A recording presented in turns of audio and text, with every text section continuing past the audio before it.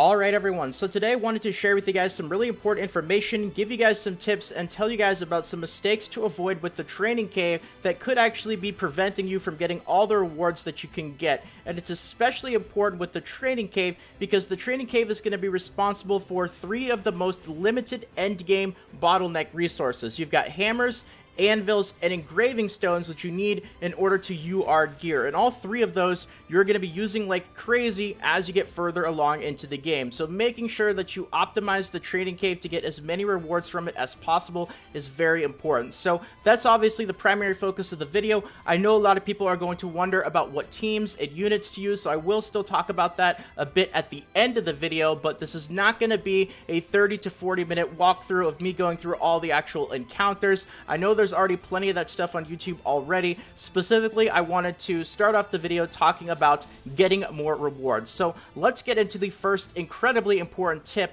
that has to do with this, and possibly a big mistake that a lot of people have been making, and that is the actual timer and how the key works in order to open the training cave. So let me give you guys some information about how this works right here. So the actual training cave, once you open it, it will close automatically after 7 days. So that's one timer right there. But the more important timer is how long it actually takes in order for a key to regenerate after you open up the training cave. So what is incredibly important to do is whenever you see this owned keys at 1 out of 1 and you don't actually have a timer here, you immediately want to open up the training cave because it's going to take 5 days for the key in order to regenerate.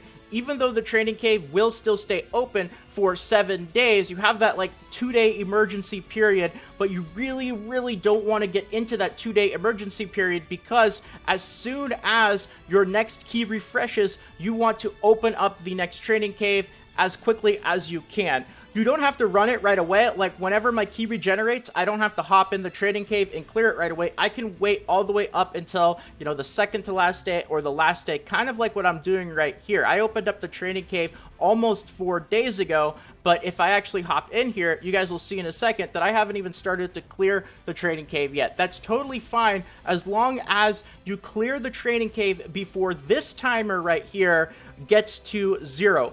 Really focus on this as your primary timer, and this is more of like the emergency timer, but you do want to clear it as soon as possible because right when you get your key, when this timer hits 0, you want to open up the next training cave immediately so that you start the 5-day timer again. So whenever you are already at 1 out of 1 keys and this timer is not going, then you are delaying that 5-day timer in order to open up your training cave. So what I did is I actually know the exact time that my key regenerates, and for me it's 2:30 p.m. Pacific Standard Time. So tomorrow at 2:30, I know to be there and to click the button. Even if I don't start clearing the training cave, that's fine. As long as I'm there to click the button so that the timer actually starts again, I'm good to go. And that way you should be getting 1 training cave worth of rewards every 5 days instead of every 7 days. So very important. Now let's actually head into the training cave here so I can point out some other important things to be mindful of when it comes to maximizing your rewards. So the next thing is the level of encounters. Now there's 36 encounters randomly generated. You're going to have access to 5 of them at a time.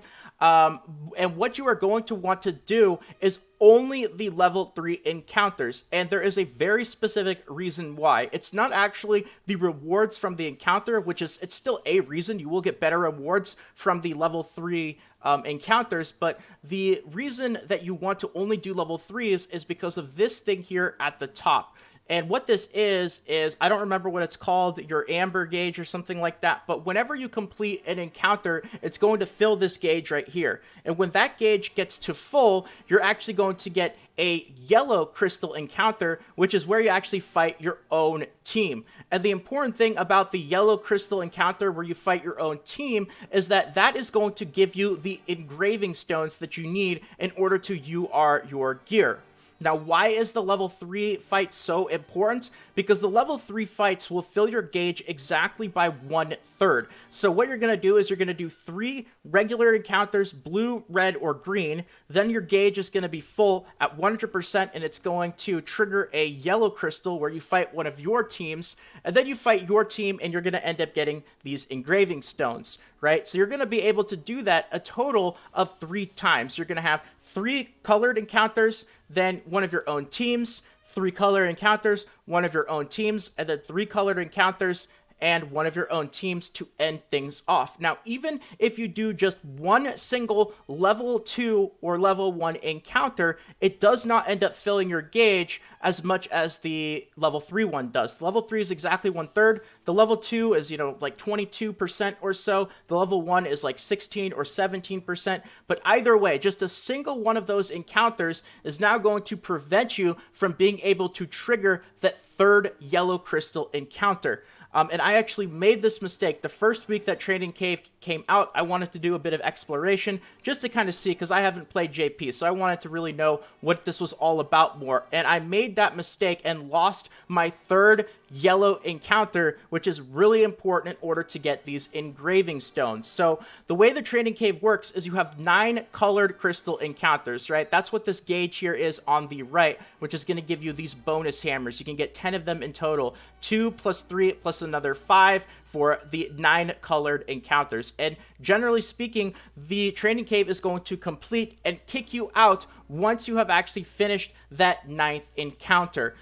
However, if you are doing only level 3 encounters, it will allow you to actually complete that very last yellow crystal encounter where you fight your own team. That'll be your 12th and final encounter before it completely kicks you out of the Training Cave. Whereas my first week, I was only actually able to do 11 encounters because by the time I finished that 9th crystal encounter, the colored one, I only had my gauge at like 70 to 80%, and it kicked me out and it went to waste. So that's the main reason why only stick to level 3 encounters. And if you're skeptical, I will say this as somebody who did do a bit of experimentation in the first week of the Training Cave. Honestly, the level 3 encounters, once you learn them, learn the fights, get the actual units to go through it, it kind of just becomes a routine. I think this is now the 3rd or the 4th week that we can actually go through, or not the week, but the 3rd or 4th cycle of the Training Cave that we can go through, and it pretty much places most of your units actually like in the team list here.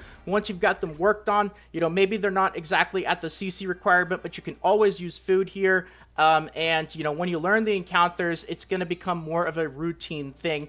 And I found that even the level 2 and the level 1 encounters weren't even really a whole lot easier than the level 3 ones. So also the rewards. Let's kind of go through the rewards here because this is something else that I didn't find in any other videos about the Training Cave. So if we look at the level 3 rewards, you'll see that you always end up getting these amber keys for the gear gacha, but you also have a chance to get a hammer, and you have a chance to get either anvils or awakening stones. It's 47.5% split among these two.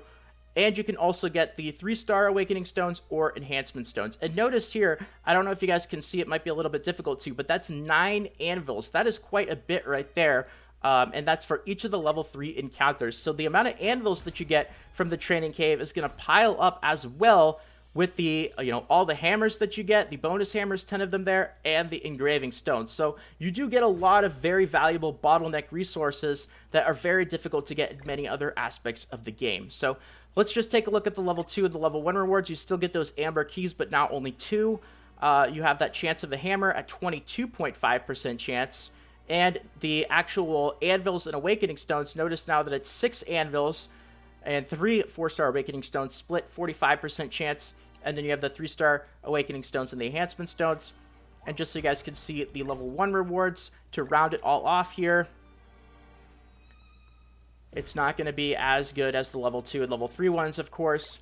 So you get 1 amber key as that clear reward, and then a 15% chance of a hammer, and then 35%, only 3 anvils now. So it goes 9 down to 6 down to 3, and then it's split with the awakening stones, and then the bronze boxes, awakening stones, and 10 enhancement stones right there. So not only do you get less rewards from the actual, clear and stage rewards, but you're preventing yourself from that 3rd yellow crystal encounter, which is going to give you those engraving stones. So really important information. I know that this video was extremely detailed, but I wanted to get this out there so that you guys have this information, especially considering how important all three of the resources from the training cave are going to be towards your mid and late game account progression. Now, for those of you guys who are still wondering about what units to actually use, like I said, I didn't want to turn this into a 30-40 minute video, so what I will do is I will leave you guys some resources here at the end of the video, 2 of them in particular that really helped me go through the training cave a lot easier than just kind of figuring it out all by myself.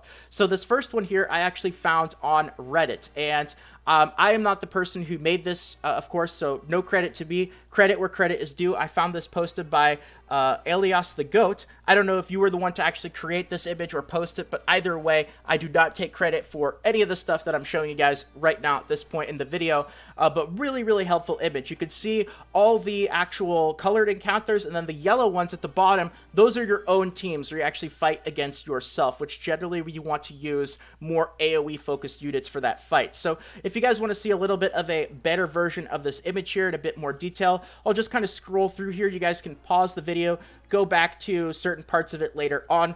I'll also leave some links in the description with some of this stuff, especially the next resource that I want to show you guys. You can see all the units that you can use, and also a kind of like a note afterwards on the reason why you actually want to use those units as well. Remember, in the training cave, you can only use a unit once before it gets locked out of the encounter. However, that does not apply to your association. So very importantly for the training cave as well, a bit of a combat tip is try to have like at least 4 really, really good associations that, you know, you have that full 10% stat bonus on, because you can reuse the associations, just not the actual units for the fight themselves. And then, of course, this last resource that I wanted to show you guys, this is the one that I primarily used. I used a combination of both of them, but both of them are very, very useful, is the sdsgc.gg, and there is a section here in the teams at the very right there for training cave teams and specific. And just like the image,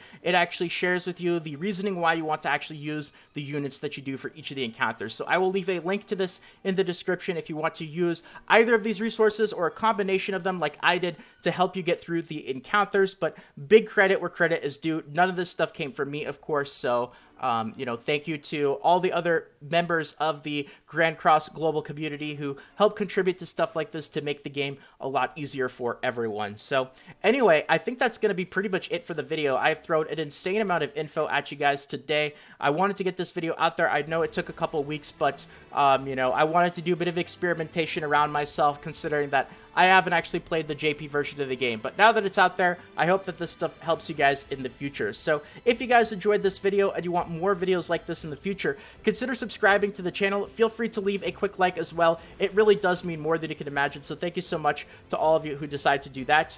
And of course, more 7 Deadly Sins Grand Cross Global videos should be popping up on the screen right about now, or in the suggested videos to your right or below. Feel free to check them out. Plenty of guides, videos, tutorials, and all that stuff like this on the channel. But if not, until next time, take care everyone, and this is Salt of the Salty Guild, signing out.